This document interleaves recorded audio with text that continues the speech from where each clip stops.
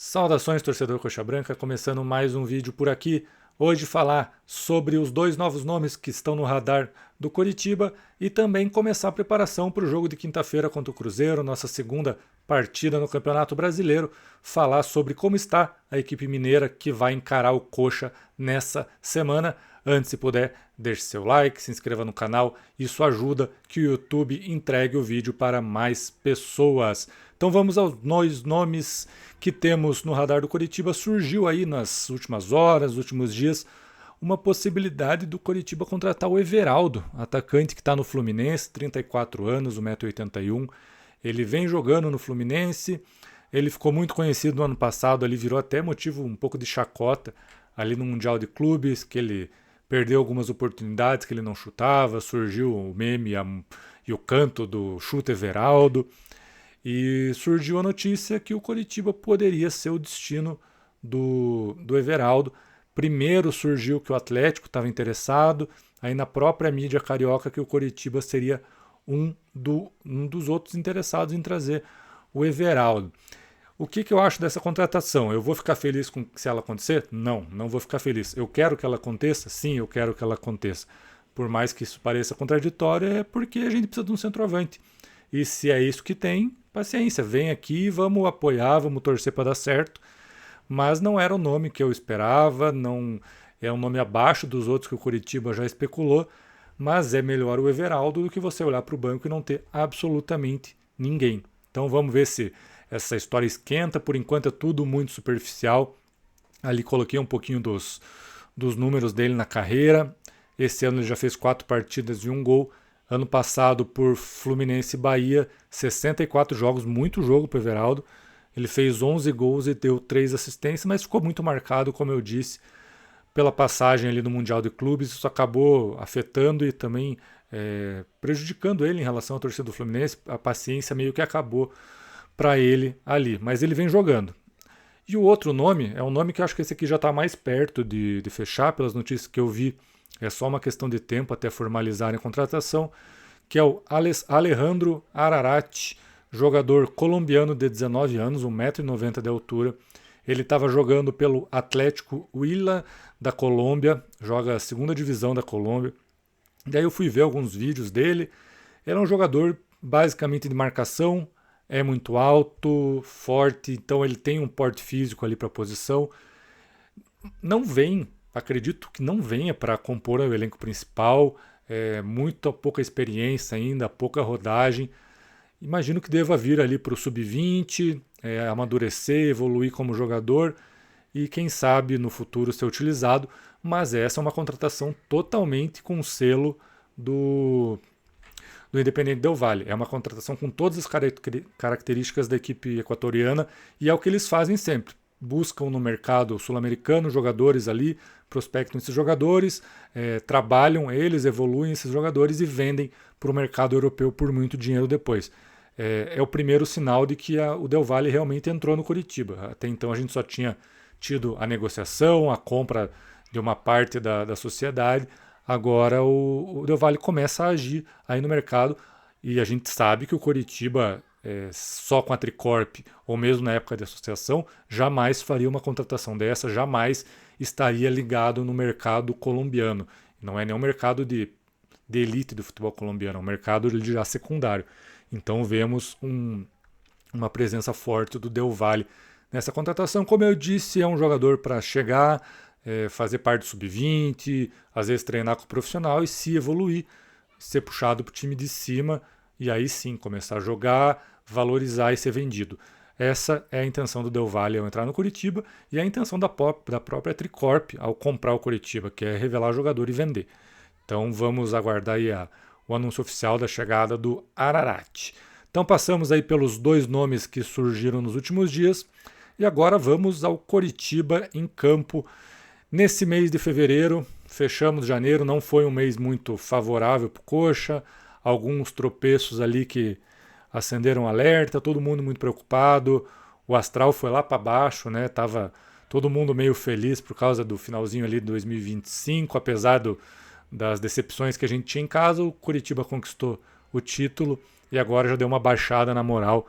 E vamos ao jogo contra o Cruzeiro na quinta-feira, 9h30 da noite no Mineirão.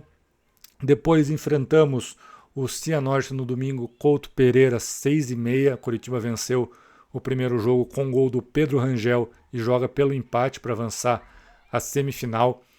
Voltamos ao Campeonato Brasileiro no dia 11 de fevereiro, quarta-feira, 19 horas contra a Chapecoense na Arena Condá. Jogo complicado também, é um time que enfrentou a gente na Série B, vencemos lá, gramado sintético. Espero que o Coritiba consiga arrancar um pontinho do Cruzeiro para não chegar tão pressionado contra o Chapecoense, mas enfim, vamos aguardar. E por fim, enfim, voltaremos ao Couto Pereira no Campeonato Brasileiro só no dia 26 de fevereiro. Uma quinta-feira, 8 da noite, contra o São Paulo, quarta rodada do Campeonato Brasileiro. Então essa é a nossa agenda de fevereiro. E eu peguei aqui fazer uma comparação, vou fazer aqui todo vídeo que eu fizer do Campeonato Brasileiro, a comparação da campanha atual do Coritiba e da campanha, a última vez que nós jogamos a Série A, que foi 2023, aquela campanha terrível. Então não vai ser muito difícil superar, espero, essa campanha, né?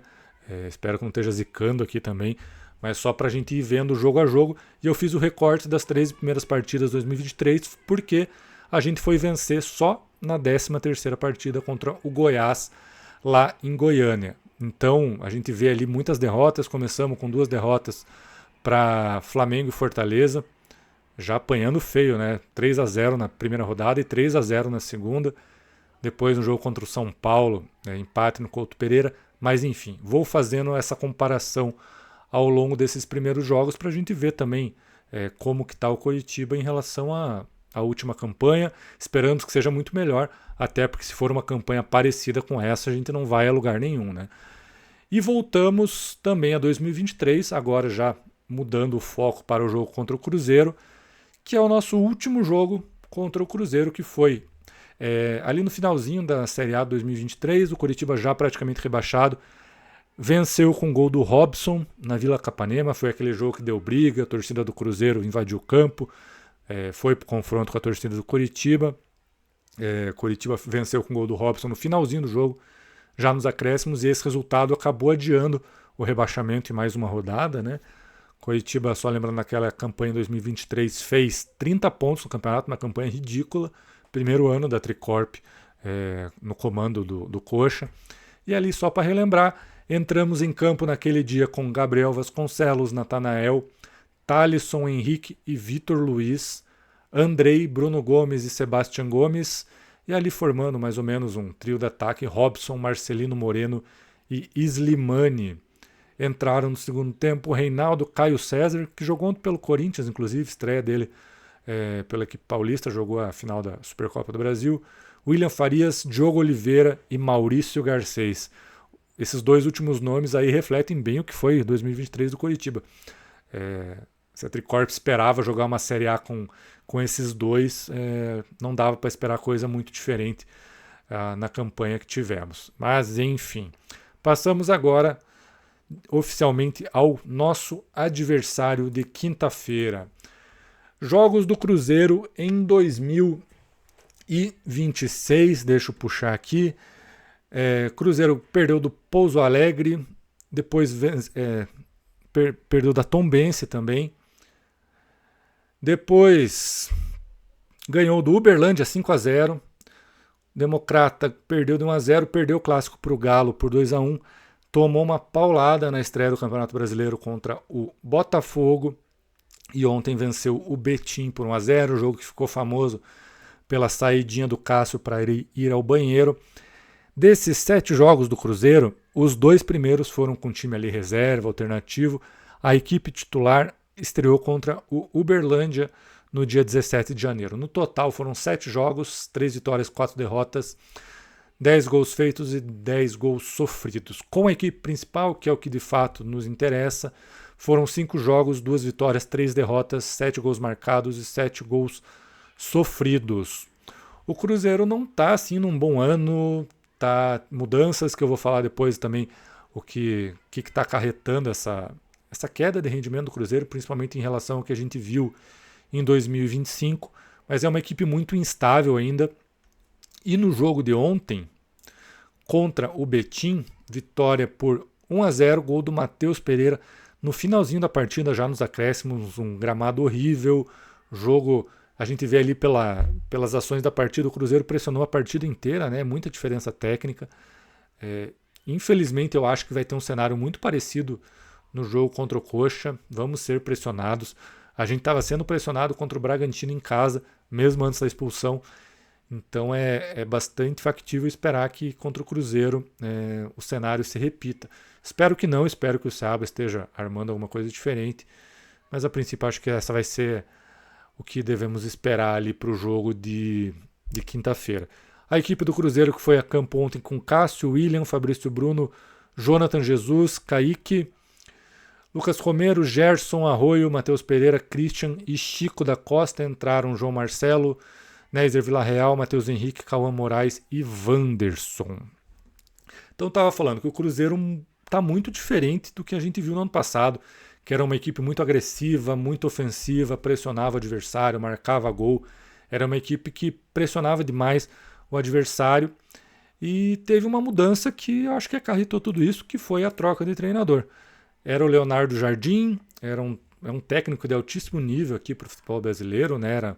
Quando foi contratado já dava para imaginar que ele traria um impacto muito grande em a equipe que ele fosse comandar. E ele foi substituído pelo Tite, técnico do Brasil nas últimas 2 Copas do Mundo. Paramos nas quartas de final nas 2 competições. Depois ele ficou esperando proposta da Europa, não veio proposta, foi para o Flamengo. Foi muito mal, saiu ali queimado do Flamengo, tirou um tempo ali para descansar e voltou agora para o Cruzeiro. E esse início de trabalho dele não é bom, a equipe mudou as características, está uma equipe que não ataca tanto, a torcida já está pegando no pé. A gente viu ali que os jogos, o Cruzeiro está tendo dificuldade, só que é uma equipe ainda assim muito forte, tem jogadores muito qualificados, e vamos ver se o Coritiba vai se aproveitar desse mau momento do Cruzeiro ou se vai ressuscitar um morto. Morto entre aspas, né? O Cruzeiro não está morto, mas dá para entender o que eu quis dizer. Ver se o Cruzeiro vai aproveitar também as deficiências do Coritiba. Espero que o Coxa tire proveito dessa má fase, dessa turbulência que a equipe mineira está passando nessa transição de treinador. Mudou demais as características de jogo, a gente não vai ver aquele Cruzeiro que a gente assistiu em 2025. Além disso, vamos às contratações do Cruzeiro. A principal delas, o Gerson, 27 milhões de euros fixos, mais 3 milhões de euros em bônus por metas. Era a contratação mais cara do futebol brasileiro até alguns dias atrás, quando o Flamengo foi lá e contratou o Paquetá junto ao West Ham e pagou mais de 40 milhões de euros para o time inglês. Além deles, além do Gerson, o Cruzeiro contratou o Matheus Cunha, goleiro que estava no Flamengo, Chico da Costa, atacante, e o Nézer Villarreal, que é colombiano, foi artilheiro do último Mundial Sub-20, estava no Milionários da Colômbia, tem 20 anos, atacante. E o grande destaque da equipe do Cruzeiro, na minha opinião, Caio Jorge, atacante, jovem atacante do Cruzeiro, foi artilheiro do Campeonato Brasileiro do ano passado com 21 gols, fez um ano espetacular pelo Cruzeiro, chegou à seleção brasileira, então foi o melhor ano da carreira do Caio Jorge, né?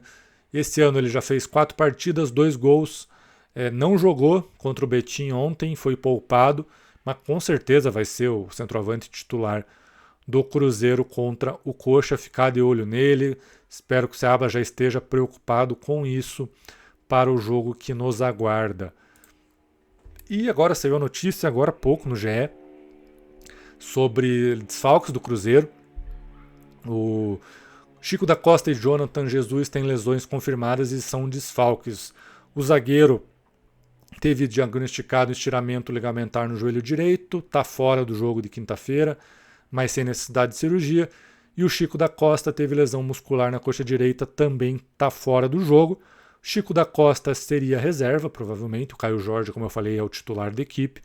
O Chico jogou ontem para preservar o Caio Jorge, dar um descanso. E o Jonathan Jesus foi titular em todos os jogos do Cruzeiro em 2026, inclusive naqueles que o Cruzeiro jogou com a equipe alternativa. Então, titular absoluto. do Cruzeiro. Esse sim é um desfalque. Ele estava envolvido em algumas negociações, inclusive na do Gerson. O Cruzeiro cogitava envolver ele no negócio, acabou ficando. Então temos aí os 2 desfalques do Cruzeiro para o jogo contra o Coxa.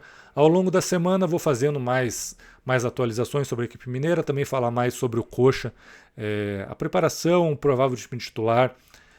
Vamos ver se o que o Seabra vai escolher para esse jogo. Eu tenho algumas dúvidas em relação à zaga. Tivemos ali um indício no sábado que, de repente, um 3-5-2. Eu espero que o Jaci volte ao time titular, sendo 3 zagueiros ou sendo 2 zagueiros. Se for só 2 zagueiros, o Maicon vai sobrar. O Thiago Coser tem que ser titular e o Jaci tem que ser titular. E aí quero ver também a questão do ataque. Rony é titular absoluto, Pedro Rocha, como a gente não tem centroavante, vai continuar. E na esquerda entra o Breno Lopes ou mantém o Lavega. O Breno Lopes até agora não mostrou nada, está sem ritmo de jogo, precisa evoluir muito. E outro ponto que eu tinha esquecido na escalação é em relação ao meio-campo. Até agora jogou na equipe titular o William Oliveira nas partidas que a equipe principal foi a campo. Só que o Alisson vai pedir passagem, acho mais jogador. Vamos ver se o jogo de sábado, em que o Alisson atuou 45 minutos, é o suficiente para que ele ganhe a vaga do William Oliveira ou não.